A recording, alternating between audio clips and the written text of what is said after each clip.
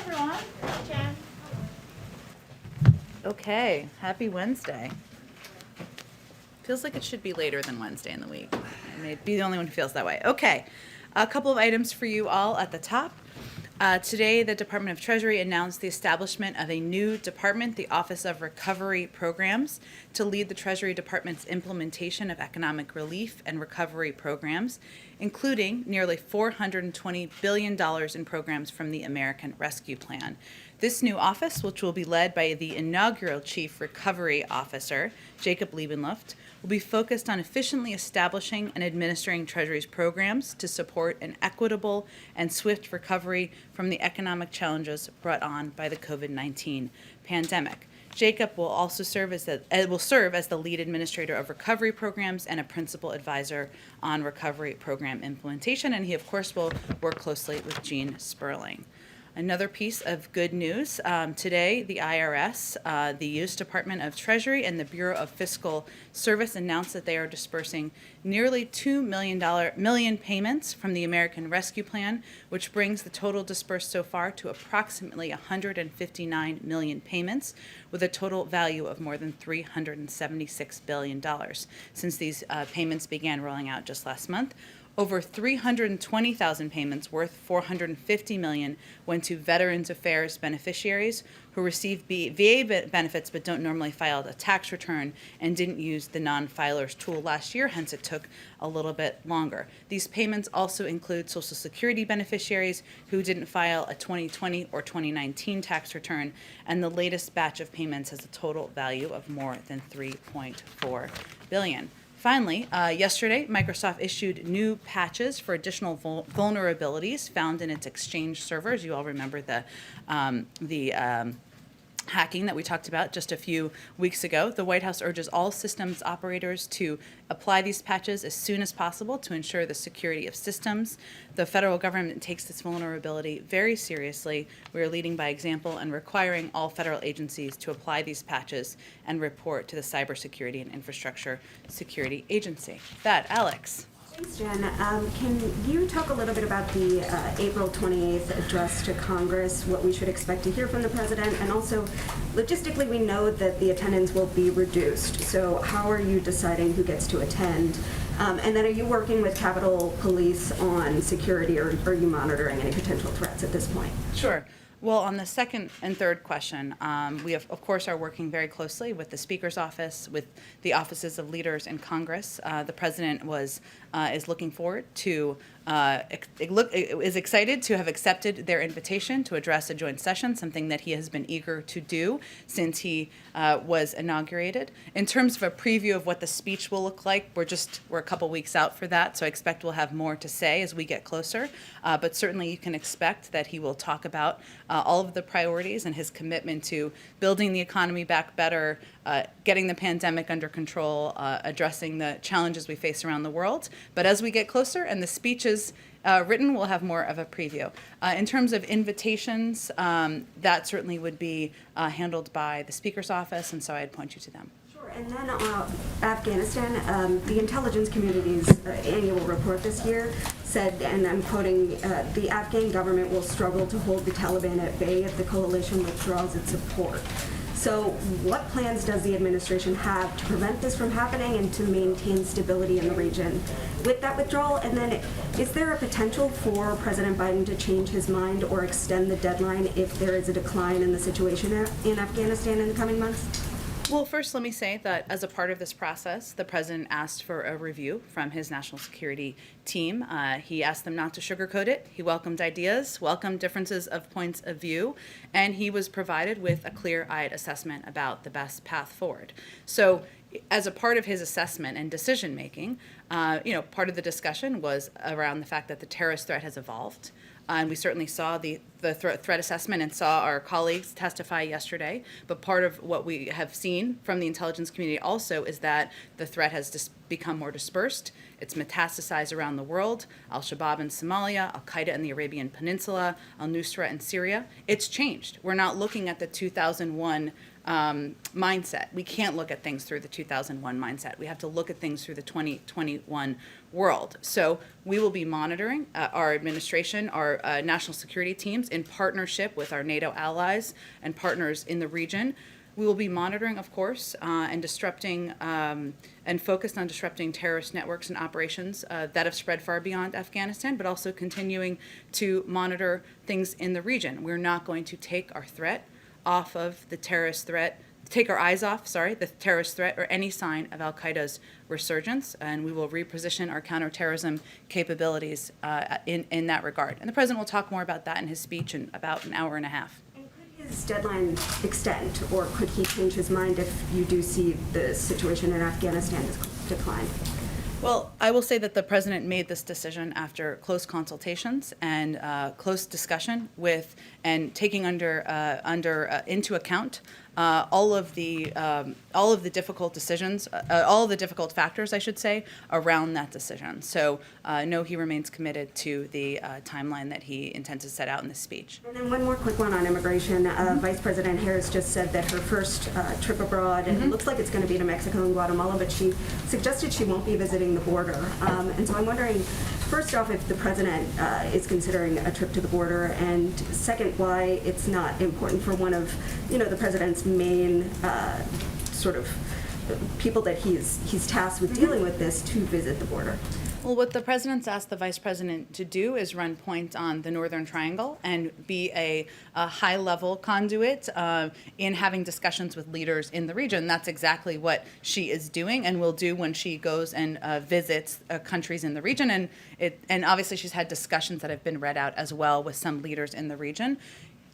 Secretary of Homeland Security has visited the border. Our other secretaries who run point on these issues will, and we expect will in the future. I don't have any visits to preview for you of the president's, but his focus is on solutions, is on opening up additional facilities, which we have done a great deal of in the last couple of weeks, on moving kids out of the Border Patrol facilities as quickly as possible into these shelters, which we've seen some progress on in the numbers that have been released by the Department of Homeland Security. That's where his focus is on. I expect other senior officials, cabinet members who are running point will continue to do visits and come back and report back to the president. Go ahead, Steve. Was there a unanimous view among the president's national security advisors that now is the time to leave Afghanistan? Well, Steve, I will leave it to them to speak to their viewpoints, but I will again reassert that the president asked for a review. He asked for that review not to be sugar-coated. He wanted to hear different points of views. He welcomed debate. And ultimately, he made the decision that because the terrorist threat has evolved, because we have done exactly what we said we would do when we went to Afghanistan to deliver justice to those who attacked us on September 11th, because he believes that the more that more time would not result in a military solution, that now is the time to leave. You saw where the CIA director said the U.S. government's ability to collect and act on threats will diminish when the time comes for the U.S. military to withdraw. Does that give you pause at all? Does it give us pause that the threat? Look, obviously, the CIA director, Bill Burns, is somebody who the president takes advice from, takes counsel from, and certainly listens to when he shares his point of view. And he's known him for quite some time. But I will again reiterate that he would say, and many of our intelligence officials have said publicly and in these hearings, that the threats have evolved, that we need to approach how we look at counterterrorism through the prism of what the threats are in 2021. And even if you look at al-Qaeda, it is not being harbored in a safe haven in Afghanistan how it was 20 years ago. We have to have resources, we have to have assets to address the threat where we see it growing. And that is in places like Northern Africa, in the Arabian Peninsula. And even if you just look at the counterterrorism component of it, we need to make decisions through the 2021 prism. Lastly, just separately, the Kremlin is saying the summit, the proposed summit that the president proposed, would be contingent on U.S. behavior. What is your response to that? And I know you have some sanctions in the works here. Well, you'll have to ask them what they meant by that. I know they are verbose in their thoughts on the United States, so they may have an answer to your question. I will say that the president President Biden, I should say, had a constructive call yesterday, as is the case in his relationships with countries where we have had difficult discussions, where we need to have difficult discussions. He did not hold back on his concerns, including reiterating that there will be consequences to the actions that were taken. I expect you will know more about that soon. At the same time, our objective as the United States is to have a predictable relationship with Russia, to stabilize that relationship. And certainly having a discussion, having a summit would be an opportunity to discuss areas where we agree and can work together, whether it's a continuation of non-proliferation efforts. Obviously, they're a partner in the P5+1, and those could be part of the forum for a discussion. Go ahead. Following up a little bit on Alex with the ODNI Global Threats Report, if this wasn't sugar-coated to the president, then clearly he's aware of the possibility that Kabul could fall at some point in the next couple of years without U.S. and coalition support.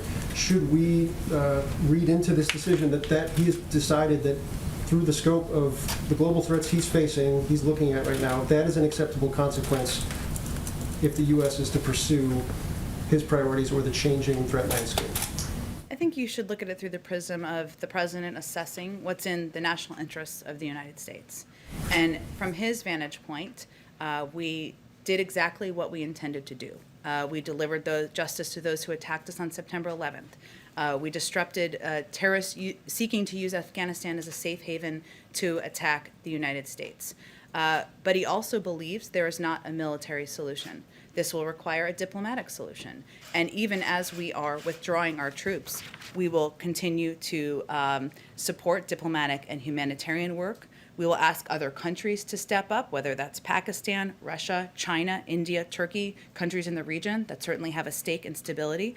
We will continue to provide significant humanitarian resources. So we will continue to be engaged. This is the president's assessment about whether having troops on the ground, a military presence in the same way, in a version of the same way it has been over the last 2 decades, is in our national interests, and he's made the decision it is not. One more on Afghanistan and another quick one. And apologies if I missed this on the briefing calls. But with the removal of combat troops by September 11th at the latest, does that include special operators, special forces, any of those types of troops on the ground? Well, I'm obviously not going to get into operational specifics from the podium. I will say that we will have what is needed to secure a diplomatic presence, and those assessments will be made over the coming months, and obviously led by the Defense Department, the State Department in coordination. Okay. And then just one more on immigration.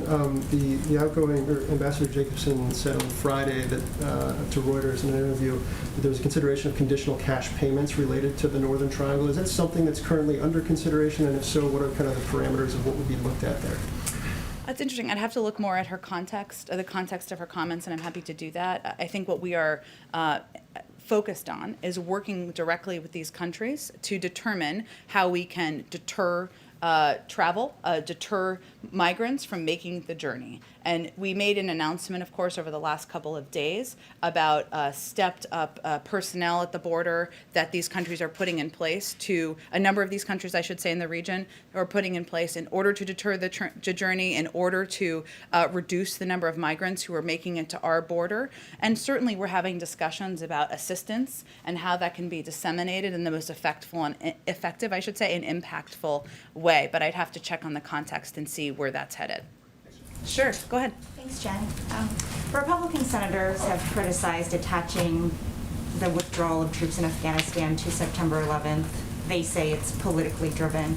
Do you have a response to that? And also, do you have anything to share on who came up with that deadline and why? I think it was the president wanting to send a clear message that this is not going to be an open-ended timeline to withdrawing troops. We have had that policy for some time in the past, and he disagreed with it. So he was giving a timeline on when operationally we could move troops out. We also are going to do that in close coordination with our NATO partners and other countries in the region. If it's ahead of that timeline, then that's a positive step, but we wanted to give the military and our diplomatic partners on the ground plenty of time. So did he choose 9/11 as the final date? I think I just explained why he chose that timeline. Thanks. And Oh, I have a couple more on Iran. In a new statement, President Rouhani said that the decision to increase uranium enrichment was in direct response to the cyber attack from Israel. Has President Biden or any other U.S. officials had a conversation with Israel about refraining from further attacks as he tries to broker a nuclear deal? Well, I would just reiterate that we don't have any additional speculation to add to the cause or the origin of the attacks over the weekend. What our focus is on the diplomatic path forward, and we believe in the diplomatic conversations, though they will be indirect, will reconvene tomorrow in Vienna. We know this will be a long process, but we certainly see that as a positive sign. And one more Oh, on go API. ahead. Go ahead. Has the president selected somebody to fill that senior AAPI role, and will that person attend his meeting with KPAC tomorrow? We are getting much closer to having news to share on that high-level personnel announcement. I don't expect that person will be attending tomorrow, but hopefully we'll have more to share soon. Go ahead, Kristen. Thank you, Jen. Can you explain the rationale for why President Biden went against the advice of military commanders who recommended leaving 2,500 troops on the ground in Afghanistan? Well, I think that's an overcharacterization of every military leader, and I don't think they've all provided their point of view on what their advice is, and we'll keep that private. So you can certainly speak to individuals if you'd like, of course.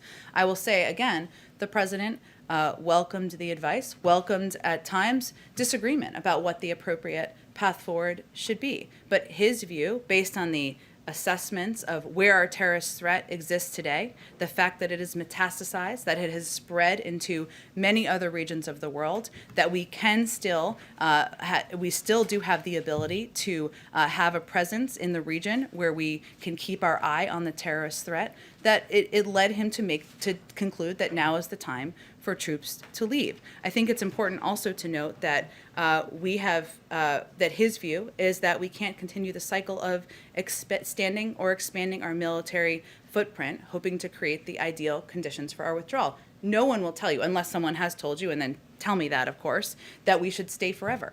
No military commander wants to stay forever. They insist that this is not, some insist this is not the time to leave, some opponents of his decision. But his view is that we've been having that argument. That argument has been made for 10 years, and it has not changed the outcome, has not made a military solution more appealing or more effective. So our Pentagon team reports that most military commanders in the region, and I don't want to give any names because I don't want to violate any on-background agreements, but they say that most military commanders in the region recommended that 2,500 troop level. And if you look at then candidate Biden's own comments from about a year ago, he said that he wanted to leave several thousand troops in Afghanistan. So what changed between now and then? He asked his team for a clear assessment to make a determination about the best path forward.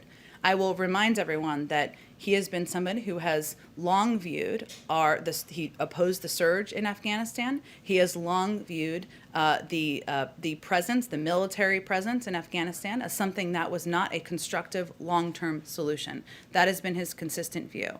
At the same time, because we have the ability to who work with our partners in the region to have a presence where we can prevent in the region to allow ourselves to keep an eye on the terrorist threat, he feels this is something that is in our interest as the country, and now is the time to do it. And one question about special immigrant visas for Afghans who Yeah. really just risk their lives helping the U.S. government and the U.S. military. Will the president commit to more visas and expedited processing for those combat translators before pulling out, because the Taliban have already threatened their lives? Well, he will talk more about this in his speech and more about his commitment to helping exactly those brave individuals who have served and helped our troops and our military presence on the ground. Go ahead.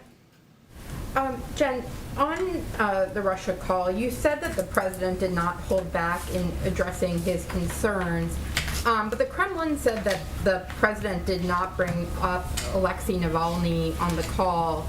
And is that accurate? And if so, why didn't he bring up a very kind of key human rights issue on the call? Well, I don't have more specifics of the president's comments to read out from the call. I will just say that The status, the health, the well-being of Alexei Navalny is something that we raise frequently and through many channels with the Russians, and we have repeatedly called for an improvement in his treatment, for his release, through many of those channels. The purpose of this call was to discuss, in part, the fact that there will be consequences to the actions of Russian leaders over the past several months, back into last year, and also to emphasize that, and to also raise, I should say, our unwavering commitment to Ukraine's sovereignty and territorial integrity and concerns about what we see as aggressive behavior on the border, and also to lay out the possibility of a meeting in order to move toward a more predictable and stable relationship. So that was the part of the robust agenda discussed, and I can assure you that the health, the safety of Alexei Navalny is raised frequently and through many channels. Go ahead. Thank you. A few questions. The officer who fatally shot Dante Wright resigned. Does President Biden believe that officer should face charges? I'm not going to weigh in on legal or law enforcement actions. We'll leave that to the courts and law enforcement authorities on the ground. A state trooper also fatally shot a 16-year-old in Maryland. This is on top of the shooting of Dante Wright. Under the Obama administration, the Justice Department had ramped up investigations of local police departments. Does President Biden plan to reinstate similar pattern and practice investigations to identify civil rights and other abuses in training? Well, let me say first that all of these incidents that we're seeing, you've mentioned some of them, are just a reminder that too often in this country, law enforcement uses unnecessary force, and too often that results in the death of Black Americans. And the president has repeatedly said that he believes we need police reform, and that's why he's calling on Congress to deliver that to his desk. In terms of actions of the Justice Department or investigations, you'd have to ask the Attorney General. Why has President Biden not issued an executive order to recall military equipment from local police departments? That was an expectation that many civil rights advocates had in the earlier weeks of his presidency. And we've been in very close touch with many civil rights leaders about the issues, the ideas they have, concerns they have in some cases, and what they'd like to see happen. We're working very closely with them on moving and pushing for the passage of the George Floyd Act. I know that does not solve all of the issues. We're not suggesting that. I would say this is an issue that will be a cause of the President Biden's time in office, and we are less than 100 days in. There's more to come. Right now, our focus is on working toward getting that legislation passed. Just on a separate matter, the Biden administration has issued a proposal to rescind some of the Trump-era abortion rules. Why is the administration not immediately suspending those rules? I can check. Are you talking about the Title X rules? There can be a process sometimes, and if it's an agency action, sometimes that's the reasoning. I can check on the specifics of the timeline, but our point of view is certainly they should be rescinded. So. Go ahead. Thank you again. Back on Afghanistan, diplomatically, since that seems to be the solution that the president is going to lay out, what role does the United States intend to play after the withdrawal in talks between the Afghan government and the Taliban? You mean in direct engagement? Well, I would leave that in part to the State Department, who would be leading on any diplomatic talks and conversations. We certainly believe that a diplomatic path is the only path forward. There are conversations that are convening, I think, later this week, and we do have an envoy who often participates in those talks and conversations, and I expect that would be the case moving forward. And secondly, was there any discussion, as the president was talking about this, to make any sort of call to Congress to revisit an AUMF once American troops are out of Afghanistan? Well, the president certainly supports revisiting, revising, taking a look at the AUMF. We put out a statement several weeks ago about that. That remains the case. That remains his point of view, and we look forward to working with leaders in Congress to do exactly that. He's not like tying the troop withdrawal to a new AUMF. No, he's not tying the troop withdrawal, but he is something he would like to see move forward. Yeah. Go ahead, David. Thanks. A couple of questions. One, just closing the loop on something you said in Afghanistan. When you were State Department spokeswoman, you frequently talked about the importance of conditions-based withdrawals because otherwise the message to the Taliban would be, wait us out, and once we're gone, they have free reign over the country. I don't think I've heard in the answers so far what the Taliban are supposed to think about this. I mean, if I was them, I think I'd want to take the summer off and wait until September 11th, and why go ahead and negotiate an agreement that would limit them if the U.S. is going to leave anyway? Well, first, I would say that we have an expectation that the Taliban is going to abide by their commitments, and that they are not going to allow Afghanistan to become a pariah state. That's our view. That's also in their interests, in our view. In terms of conditions-based withdrawal, we've been, as you know, David, you've covered this for 20 years, I would say, not to age you. You are young at heart. But, you know, the president has also been involved in the discussions and debates about what to do about Afghanistan for that period of time, as you well know. And his view is that, you know, when you talk about a conditions-based withdrawal, it punts it down the road. We will never leave. What conditions would we be required to leave? By how long? What is it? Does that mean? What's the additional cost? These are all the factors in his mind. And as you look back at recent history, you know, back in 2014, which seems recent, back when I was at the State Department, I should say, NATO allies issued a declaration affirming that Afghan security forces, which you well remember, would have full responsibility of their country's security by the end of the year. That was 7 years ago. And the president just believes that we can't have American troops as bargaining chips. Now is the time to get out. So in terms of the Taliban's role, again, we believe diplomacy is the right path forward. We believe that it is not in their interest for Afghanistan to become a pariah state, that they should hold to their commitments of preventing al-Qaeda, of not allowing al-Qaeda, I should say, to gain a stronghold or a safe haven in Afghanistan, to remain committed to some of the progress that we have seen. And we will have to see if that happens. So you've narrowed the American objective to keeping a terrorist group from being able to launch, and you've made the good point they could launch an attack from many other places. Back in 2011, President Obama still was using a broader set. He said we had to build Afghan capacity, protect population centers, blunt and degrade the Taliban capacity. Those are no longer American objectives, it sounds like. Well, I think it's important to go back to what our objectives were when we went into Afghanistan almost 20 years ago. And those were to disrupt terrorists seeking to use Afghanistan as a safe haven. We feel we have done that. It was to deliver justice to those who attacked us. We feel we have done that. And there has certainly been, and that's why I referenced the declaration by NATO allies, a desire to transfer over control and leadership to the Afghan security forces. We've also seen over the last 7 years that has not gone as would have been predicted in 2014. So I would say the way the president views it, and you know his own history on this, and it has been well publicized and published that he opposed the surge back 10 years ago. And he was vocal about that in the appropriate manner at that time. Now he is president. Now we are 10 years later. Now we are looking at the circumstances on the ground. We are looking at what's in our national interest. We are looking at where we actually see threats around the world, but also opportunity. And part of his assessment as commander-in-chief is that having a presence there is not in our interests. One Iran question for you. You've repeatedly said in the past couple of days you're not going to engage in speculation about what happened last weekend and so forth. I can't recall a recent time when the U.S. has had such an absence of public curiosity about what led to a major explosion in a major foreign site. What's behind your reluctance to discuss what happened, who did it, what its implications could be for American policy? Well, public curiosity should not be mistaken for curiosity in general, David, as you know.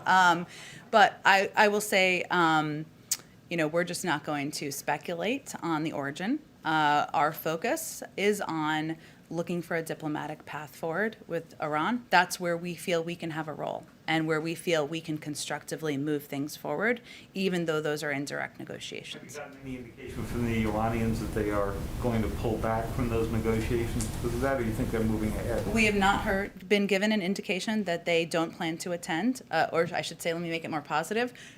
Our understanding is they plan to attend tomorrow. We are also very open-eyed about how this will be a long process. It's happening through indirect discussions, but we still feel that it is a step forward. Okay, go ahead, Brittany, go ahead. Thanks, Jen. On the campaign trail, then candidate Biden, this is a follow-up on Sabrina's question Sure. about policing reform. Promised to invest, I think it was $300 million into local police departments and municipalities to try to see if they would either diversify their precincts, whatever they could do to make reduce police brutality in their localities, given what's been happening over the last year, but even just this last couple of weeks, as the White House and this President Biden still maintain that that is the best use of that $300 million. Investments, giving money essentially to police departments to self-regulate. Well, I will say, I know this didn't receive a lot of attention, but in our discretionary guidance, it was consistent with this. And maybe this is what you're asking about, but we could get you the more details too, or for others who are interested.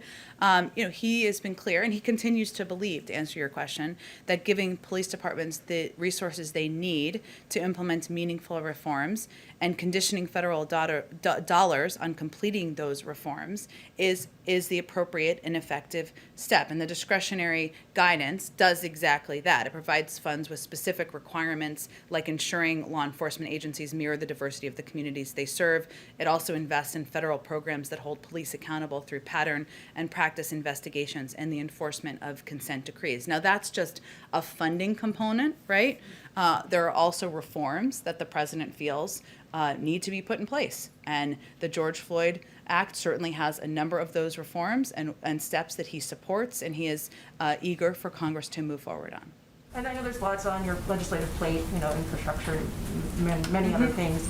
Are there folks in the back making calls to Congress just on this George Floyd bill, kind of working all the levers in order to get that through? Obviously, it's going to face an uphill battle in the lock Senate that we have now.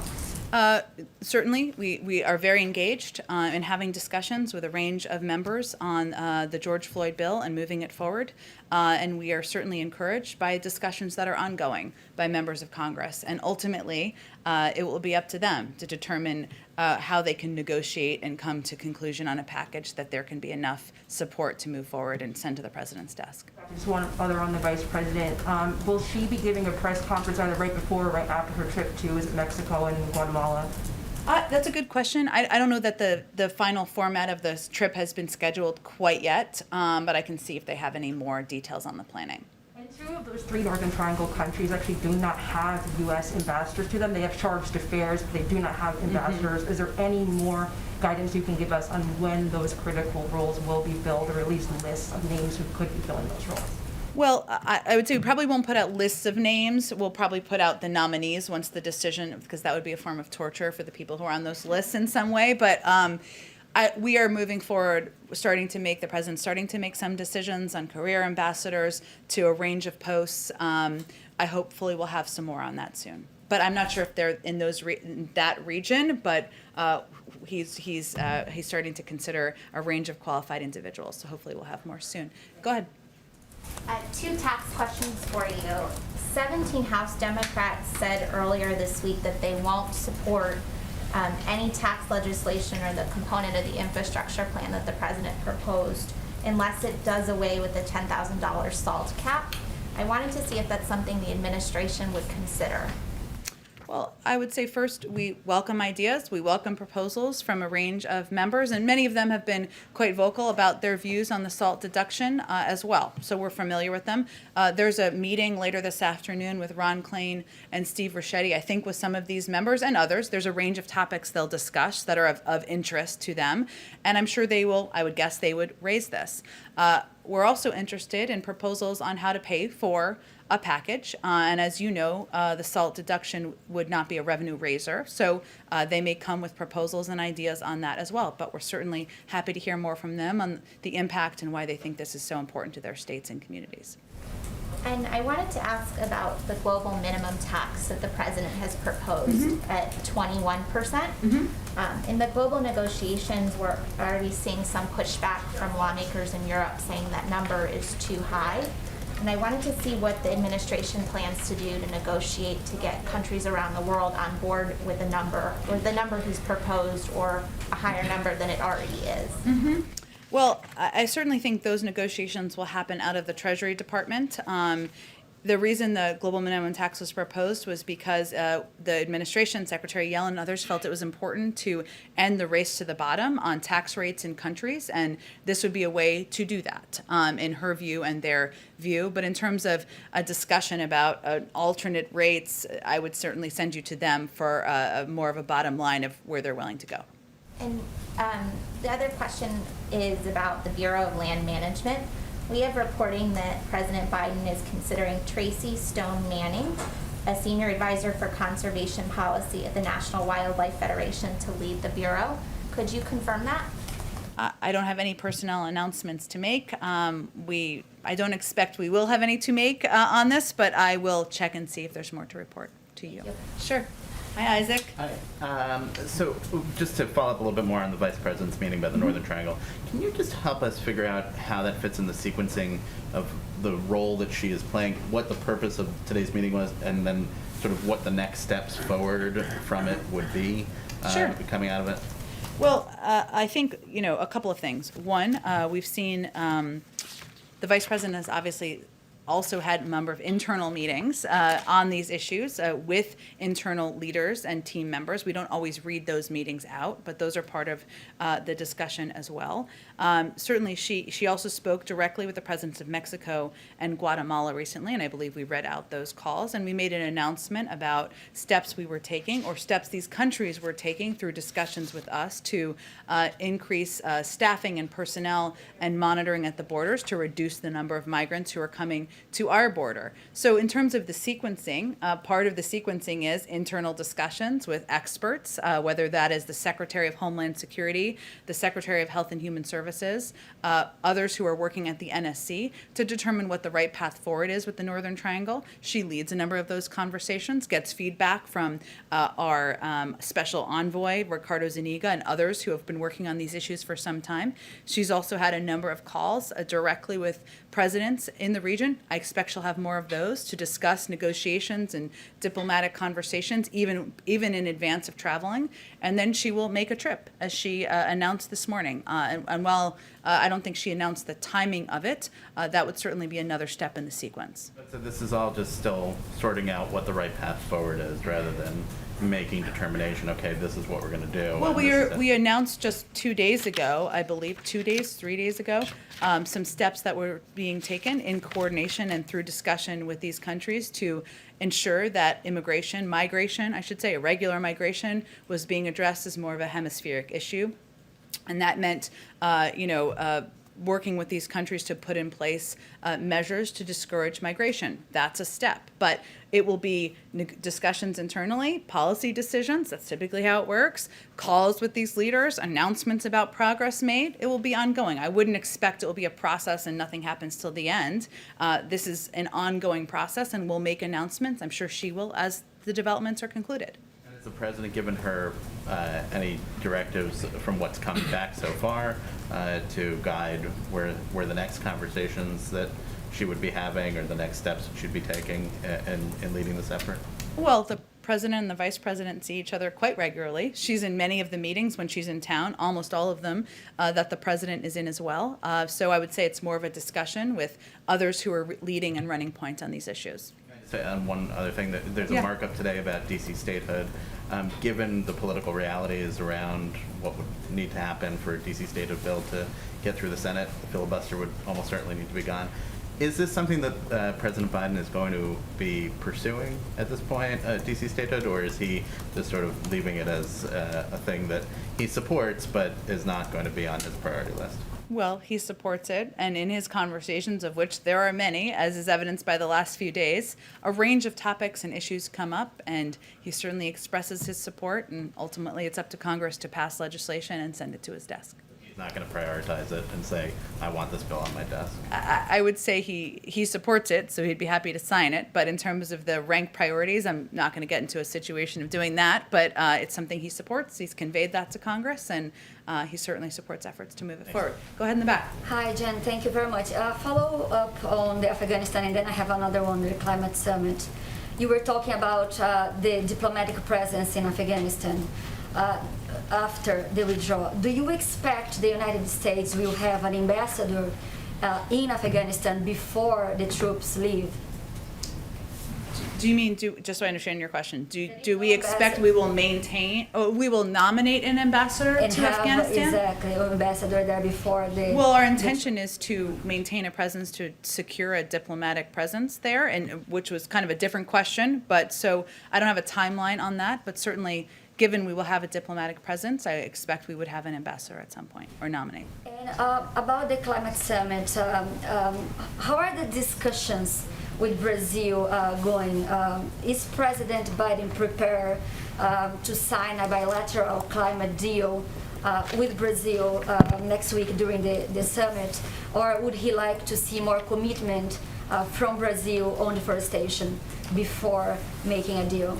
Well, I don't know that I would see the climate summit as a bilateral deal-making venue. We've invited about 40 global leaders. In terms of the format and the details, I think many will be presenting their own plans for reaching the goals as set out by global climate, I should say, objectives. I think that's a big part of the format. There are not going to be bilateral meetings as a part of this summit. So I wouldn't see it through that prism. It's an incredibly important forum to bring global leaders, including Brazil, the United States, many others together to discuss what the president feels is one of the biggest crises we face. But our position on Brazil has been clear since the beginning. We believe Brazil is a key partner in confronting climate issues. Climate solutions will, of course, need Brazil's action and leadership. We fully respect Brazil's sovereignty and appreciate the chance to participate in constructive conversations on how we can work together. We do want to see a clear commitment to ending illegal deforestation, tangible steps to increase effective enforcement of illegal deforestation, and a political signal that illegal deforestation and encroachment will not be tolerated. And we believe it's realistic for Brazil to achieve a real decrease in deforestation by the end of the 2021 fire season. So we continue to recognize that conservation and sustainable economic growth can go hand in hand, and certainly that's our expectation for Brazil. What would be a clear commitment? And also, will President Biden pressure the Brazilian President Bolsonaro personally during the summit? Well, again, there's not bilateral meetings, so I don't have any outline of what the president's remarks will look like, but I would expect that he will talk more broadly about the need for the global community to address the threat of the climate crisis. Can I just ask one last question about the pandemic? Mm-hmm. Because the White House COVID team had a conversation with the Brazilian health minister. Brazil, as you know, now is the epicenter of this pandemic.